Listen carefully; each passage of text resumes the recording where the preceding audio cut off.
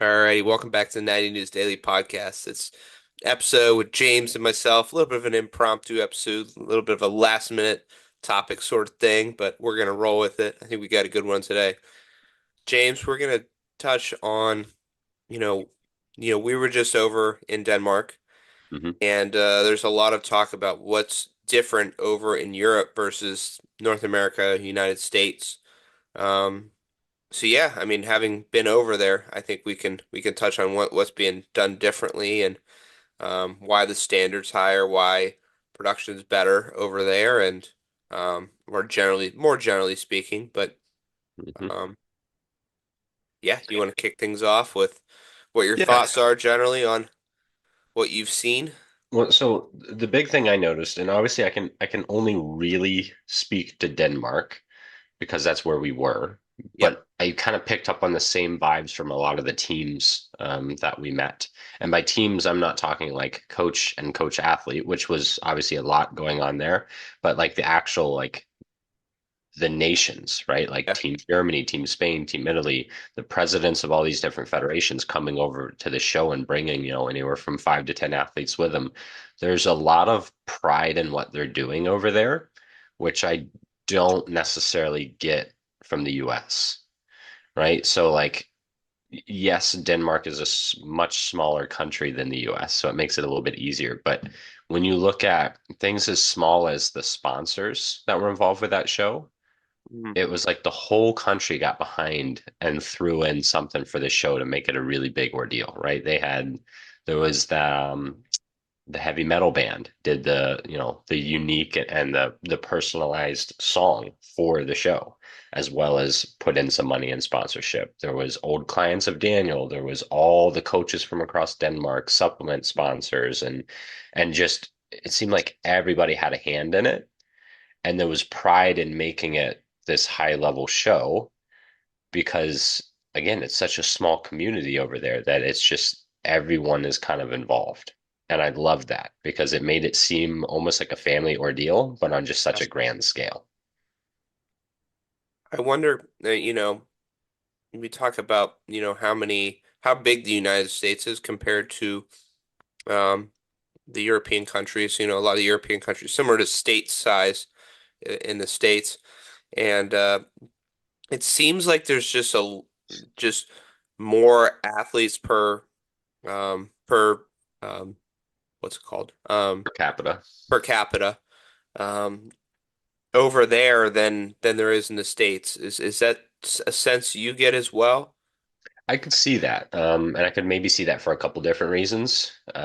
We have just a plethora of team competitive sports here, right? Like there's multiple sports going on at any given Mhm. time year round, as well as, if you're involved with youth athletics, you know just how popular like the club and travel teams are.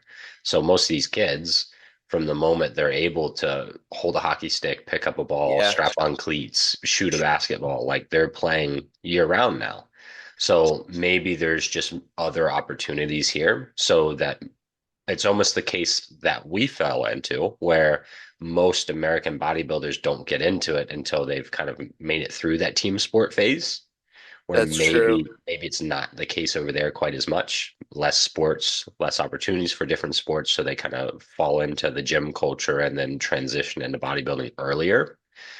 Um, I feel like that to me kind of stands out as a possibility for sure. I feel like I had another point, but it's too early That's and I actually a don't good remember point it. because in the United States, like growing up, you can play almost any sport, Mhm. like soccer, hockey, lacrosse, baseball, um, golf. Even Like, rugby starting at younger ages now, right? Like that was very much a yeah, European UK sport. Now it's over here. Golf, tennis, volleyball, right? It yeah, just yeah, goes yeah. on and You on. keep going.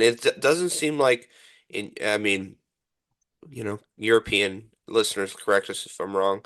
Mhm. A lot of them have, a lot of just diversity in the sports they play. It seems like, especially in over Europe, like soccer or football Mhm. for them is big. Like you just play football. Like everyone plays football, but like here it's like people play everything. Like obviously you have the more popular ones. You have I'd say football and soccer are probably top two. Most baseball, likely, depending on region, I think probably as well. region dependent, yeah, but like they're spread across it rather than being just consolidated into one. That's a good point.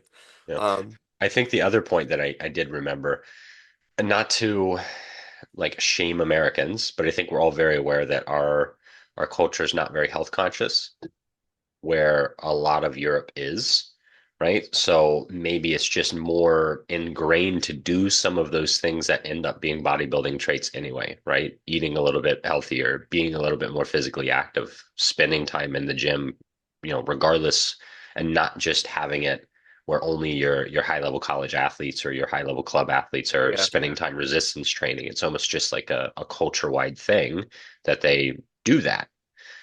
And then once you have that, it's a very easy transition from I eat right and I lift 3 to 4 times a week to yeah, let's just see where I can go with this. And then you end up being a bodybuilder. yeah. That's a very good point. And I think just overall with transitioning from that, like what happens when you condense people is, you talked about that pride and that family aspect. Like I think, you know, I mean, some people are, we are a patriotic country in the United States, but still, I feel like if it were like, say, the Pittsburgh team traveling to an area, I would say Pennsylvania, but Pennsylvania's too divided, Oh uh, yeah. east and west. That's a rabbit hole. Um, but if there was like a team Pittsburgh, I feel like that would create like a community, um, in a sense. But because it's so divided, it's like, Hmm. Team United States. It's like, yeah, I can get on board with that, but like we're still kind of living like there's people in Texas, there's people in like Hmm. very California. It's like these are very different places. Um, Well, and there's so many opportunities to compete because of the, I don't know, 20 and counting federations that have multiple shows a weekend. yeah, Where, I mean, I spoke about this, I think, on the live stream and definitely with Daniel. There's individuals in Western New York that are 30 minutes from me that are in my division that I've never competed against, yeah, right? Because there's just so many different shows. And if I'm going in one direction, they're going in the other, we'll never bump into each other, right? So there's almost too many opportunities. We've talked about it ad nauseum where it's diluted over here for sure. And I don't think I think that's to our detriment for sure. The number of shows, the number of federations, it's certainly hurting the US bodybuilding scene in general. But you're absolutely right. Like even if you went region by region, right? Like Northeast and the South and, Midwest, yeah, that would be awesome. If we could find a way to do like teams in the US of that and come together and do a circuit, but it's really not possible with the way things stand right now. Not to say that it can't happen in the future, and maybe there's people working to make that happen a little bit more easily. But right now, there's no cohesion. There's hardly any collaboration. So it's not a pretty scene over here right now, and it makes me want to compete international for sure. That was one of the things that I came away with was like, all right, how do I make this happen? I would place bottom of the barrel for sure, but just the experience as an athlete, the things that we saw happen, all the way down from like the way that the athletes were presented on stage and yep, introduced on stage to like the way that they were treated as true professional athletes by yeah. the staff and by the fans it was refreshing to see. And that's another thing I think we should touch on is fans is that audience was packed from like 10 a.m. and I couldn't believe it. I was like, Yeah. what's going on here? Like, Yeah, and they were crazy. They were yeah, chanting. They had like sound makers in the audience, and they were going at it. I mean, yelling, and it was a lot of fun. And the athletes can feel that, right? Like when things got quiet, there was one period of time where I think was very quiet, probably like middle of the day, second day, and Lee called it out. He was like, "This is the first time I've actually been able to hear the entire weekend." And then of course the crowd like goes crazy too. then they go, yeah, So there was that interaction between the judges, the fans, the coaches, us, the athletes. Everyone was kind of there to put on a show. yeah. And we could talk production quality too with that too. I mean, you talk about the professional aspect, how everyone's treated, but I think that's also part of it too, right? Is Mhm. is having a good production, great stage, great lighting. Um, Lots of entertainment, action, excitement. Um, it makes a difference, right? Yeah. Yeah, and for those that, didn't watch the stream or anything like that, one, the stream itself, super high quality. I mean, they flew in a team from Germany. There was like, I think 10 of them working the stream and the cameras the whole time. They had like a legit, just like headquarters backstage. It wasn't an Yeah, iPhone on a tripod on live, right? They had multiple camera angles. They could pan to us, pan to you backstage doing interviews, back on yeah, stage, insert, all sorts of audio. And then when that wasn't going, they had two massive LCD screens or LED screens that were playing all sorts of like custom advertising made for the show and showing the show sponsors and just entertaining the crowd. So there wasn't ever really any dead time, which is what makes a show feel so long. I mean, we were there from like 8 a.m. to 8 p.m., but it didn't feel like it. I mean, you knew it was a long day, but I would leave the booth and be like, oh, it's probably like 5, 6. Nope, 8 p.m. You just miss out on the whole day, but it didn't feel like it was dragging. Or some of these shows, there's so much dead space, dead time, waiting, where you're just kind of like, all right, this is taking a while. So that in itself, I loved. yeah. It's very well expedited, and in general, just yeah, I think yeah, it just makes it yeah less. It just doesn't drag on like for, and I can imagine for the audience and for family members there, it's like that makes a difference, right? And we see some of that in the United States, but it's in limited doses Hmm. and certain shows, right? But Hmm. even in the United States with the good shows, right, that are doing a lot of stuff, they don't have a packed house, Hmm. um, which I don't know. Do you think there's any way to do that with how, you know, like we said, how big the United States is, and it requires like extensive travel Hmm. to fill audiences a lot of times in order to yeah, to fill a crowd versus there it's, even traveling from like the UK or similar countries, it's like traveling from, you know, West Virginia into Pennsylvania or something like that, right? Well, you almost have to make it a spectacle, right? You have Yeah. to draw in people for more than just the show. And that's where I think like shows like the Mr. America that have the exhibition as Yeah. well, and they have the vendors and like truly have vendors, not have like two people with a table outside the hall, like having a legitimate fan-based exhibition hall, I think is big. And having it in an area where people want to go to, right? Like Atlantic City has its cons for sure, but having it in a Yeah. casino and a resort, there's things that people can do. You're right at the beach. So it entices people to want to travel to a show more like that and turn it into a mini vacation, which I think is what in the US you almost have to do. I think of like the Arnold Expo, right? I was thinking about that. Yeah. How many people actually go for the show versus how many people go to just like be present and meet their like idols within the sport and go get some cool stuff and exclusives from the vendors, and that's what it takes. And you see what that's happened, right? Like that's, I'm sure it started small at some point, but now it's a vacation for people. People think about that every single year. They get their tickets early, they plan their hotels, and that's what they do in what, February, I think it is, or whenever, somewhere around there. Yeah, February, March. Yeah. Yeah, that's Have you been that's to an Arnold Expo? I almost went what was I think it was 2020. I was planning on going with my brother-in-law, and then Oh, yeah. obviously that didn't Great happen. year. So Yeah, now with the I've been a few times, so now with the kids, it'll be tough, but I definitely will go sooner rather than later.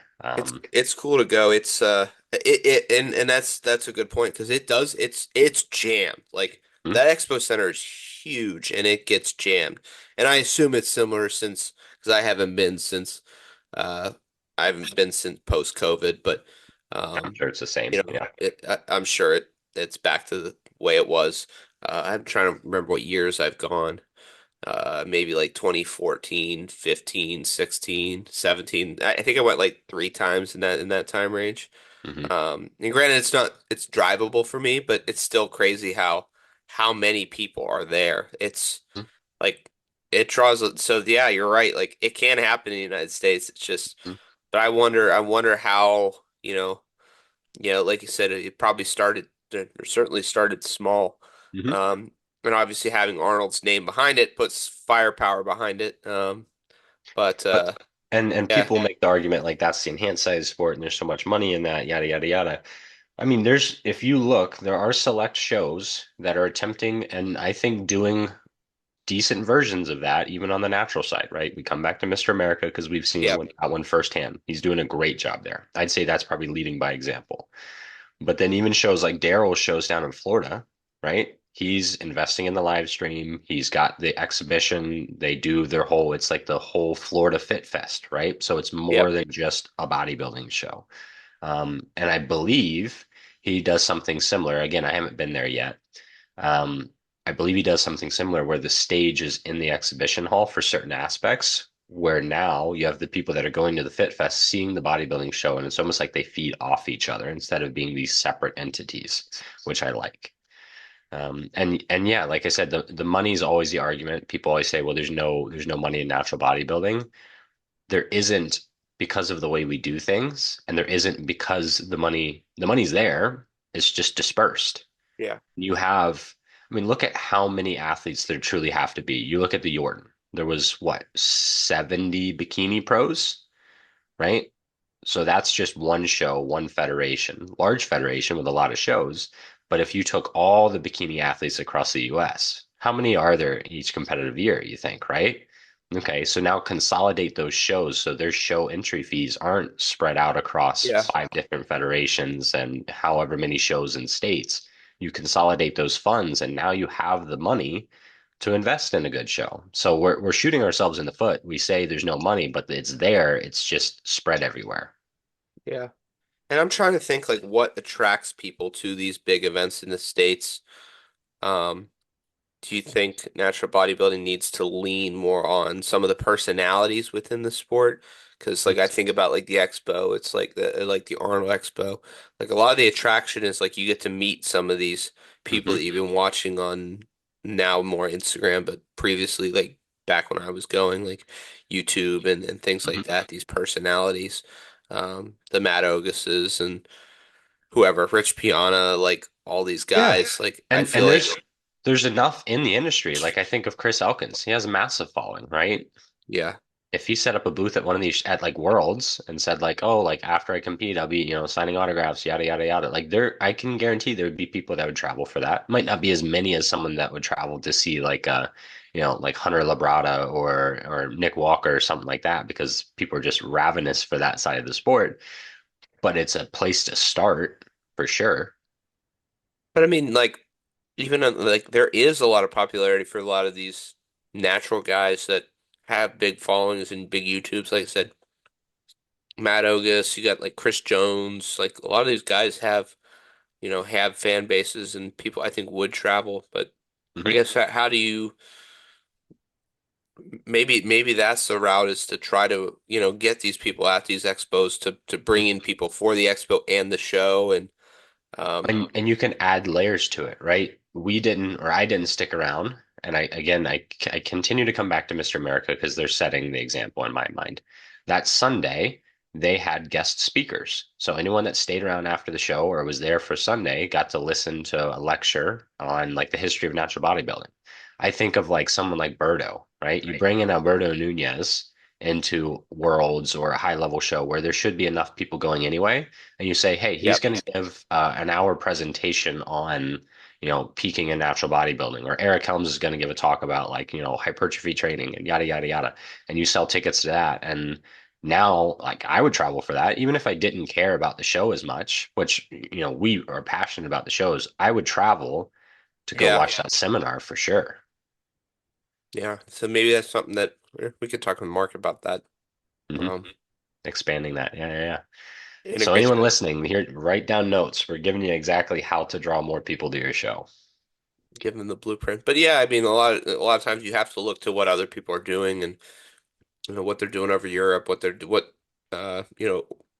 expos are doing in the United States that are successful. Um, and I don't know how, because there's a few other expos, right? There's some out in California. There's Hmm. I believe the UK has a few big expos as well. So um, Yeah. there There's is one a in model in I think it's Debo in Germany or something like that as well. That seems to be a pretty big FIBO. one. FIBO. Debo. Yeah, yeah, yeah. Yeah. Yeah, it's more than just one sport. It's more than just vendors. It's all these different layers and levels. And that's what it has to be. I don't think it can be anymore. Just go slap a flyer on the local gym and hope 10, 15 people see it and show up and bring their Yeah. families, right? You're just not going to make money and you're not doing the sport a favor. Like that's the big thing to me. I don't care who makes money and where they make it or how they make it.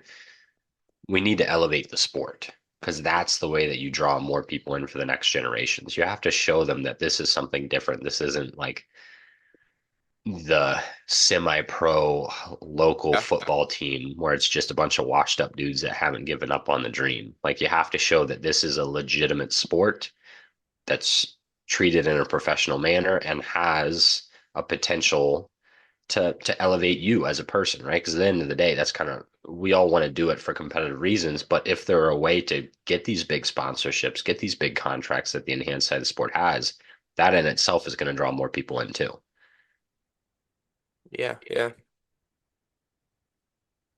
Yeah. And I think, yeah, I'm just thinking, a lot of these, we talk about like how the Arnold is kind of like, it's an enhanced show, right? But like, I don't think the Expo is and a lot of these Expos are very,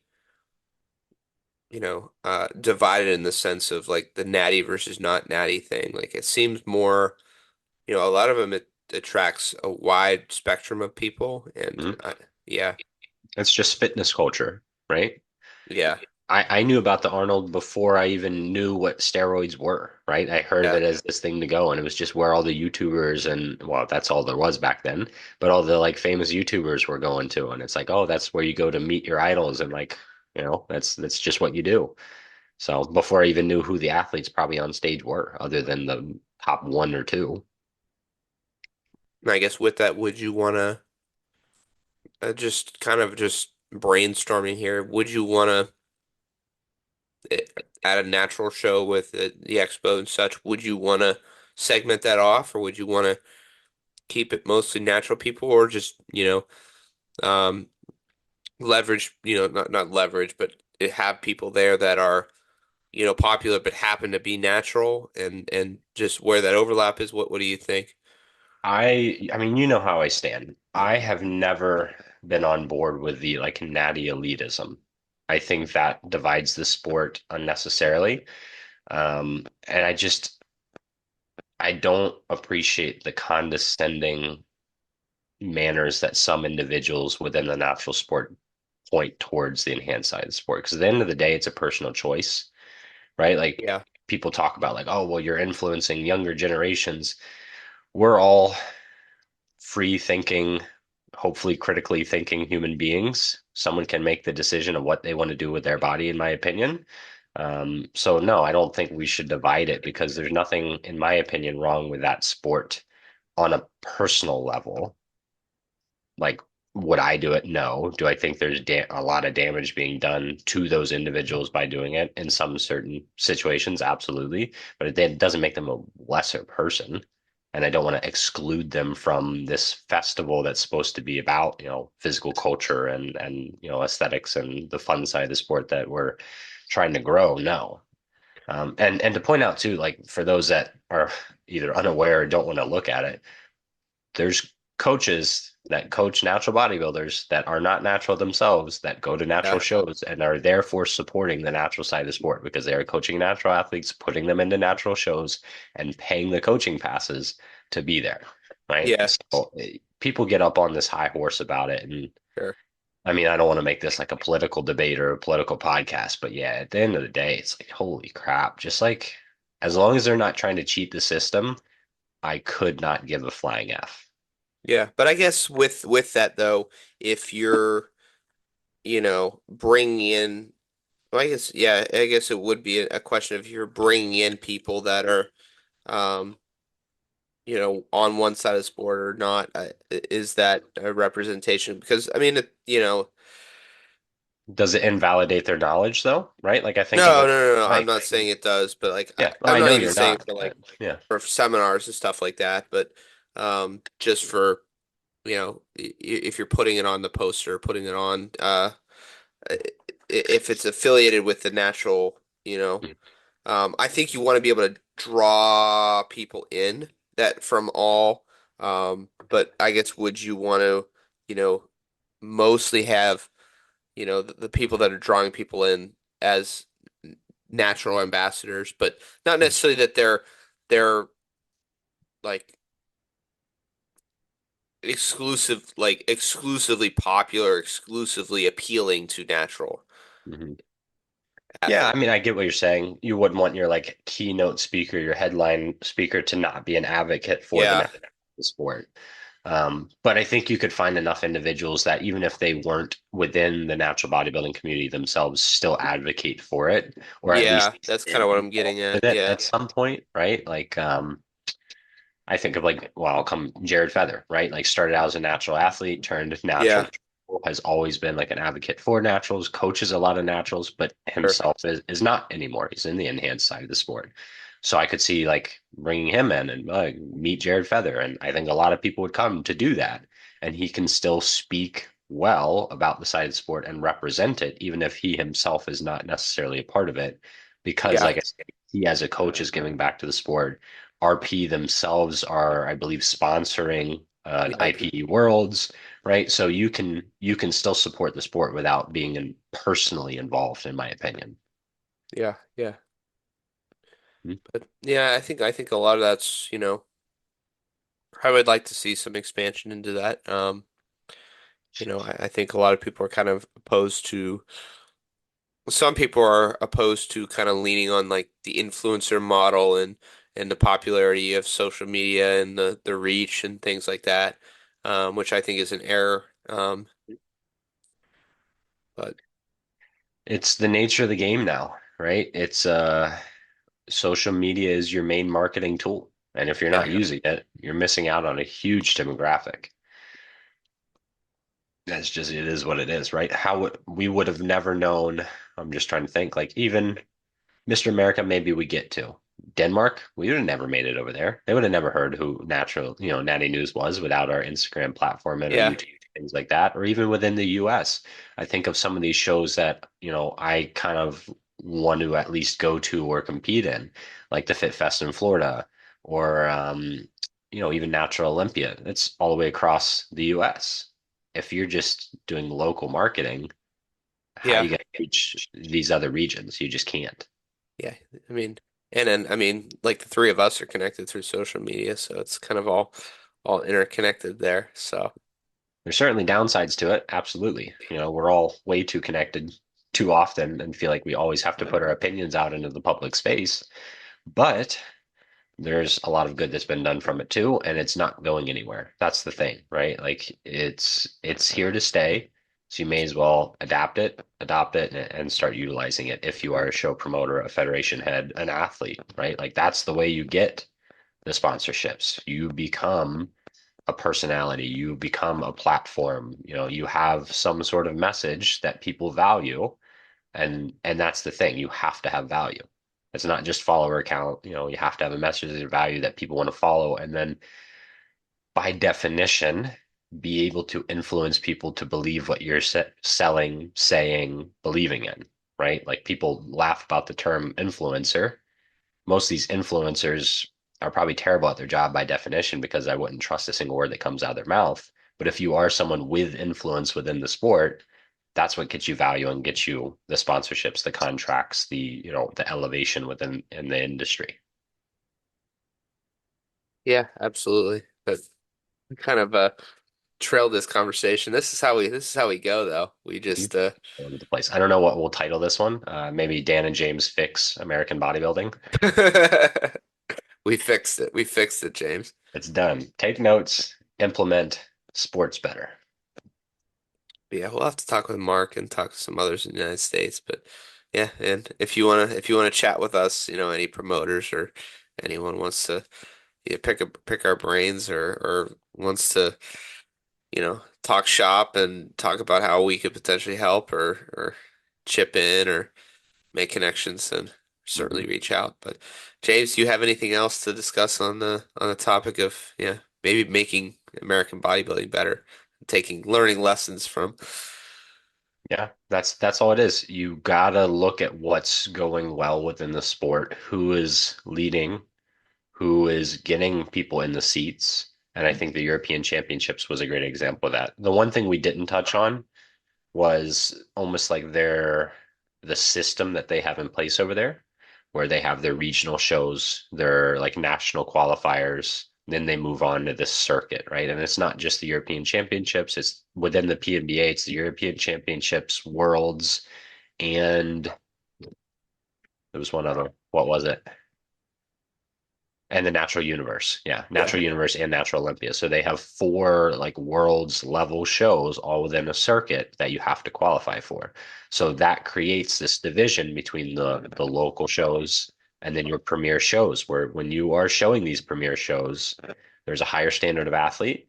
They've earned their ability to be there, and then you're putting your best foot forward for the audience. They're seeing these athletes, and it's not Joe Schmo who has dieted for 5 weeks and has never, been in the gym more than 2 years, right? There's a higher criteria which elevates the sport, right? You have to have the general population see a high level for them to be invested in it, in my opinion. Yeah, I think in order to implement that in the United States, I feel like you would need maybe you could insert an intermediary tier like that. Um, but I feel like you would need consolidation first. Otherwise, you might be just spreading it thinner. Um, Consolidation or collaboration, yeah, right? If you're saying, hey, you go win, I don't know, Natural Mania in the INBF, and now you're qualified for IPE Worlds. You pick these yeah, regional like superpower shows and make them qualifiers for the Worlds. But we unfortunately know, you and I, as well as anyone else, that collaboration between certain federations just isn't going to happen because the several of them unfortunately are very isolationist. yeah, for sure. But what can you do? Yeah, Nothing we can do. we'll keep talking. So We've tried. we'll keep pushing the issue. But James, this is a good chat. A little, like I said, a little impromptu chat. But I think we covered, some interesting topics that people in the States are, in particular in North America, are likely interested in because, we talk a lot about, or talk, I'm sure you have a lot of conversation where people like, what's going on in Europe? Like, what's going on over there? So, um, people are seeing what's being done differently over there. And I think seeing that it can be done and can be done better, Mhm. versus having a lot of times the pessimism in the United States that you see sometimes that it's just always going to be like, yeah, yeah. So Mhm. hopefully we can continue to push things in the small way that we can via these conversations and the contributing we do with the media and such that um, to you know bring things closer to par with what they're doing in Europe. And I'm Yeah. sure the Europeans are going to continue to raise the standard too. So. Mhm. Um, And for the critics too, because we know we see it on every post of a European. Someone wants to claim that all the Europeans are cheating. We saw drug testing happening. It was urine testing happening. And interestingly enough, for the Danish athletes specifically, there was polygraph being done as well. So the double criteria there as well, which everyone wants to tout like WMBF. They do both, so they must be the best. There's other federations that do it. It wasn't across all nations though, which I found interesting. It was a choice of the Danish to do the polygraph as like a second layer.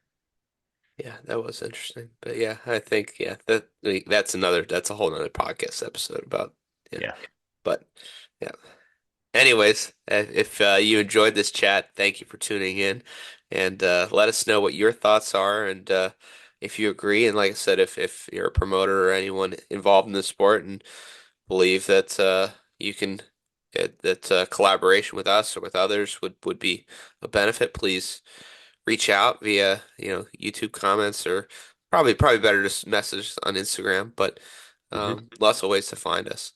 So appreciate you Definitely. tuning into the episode and we'll catch you in the next one.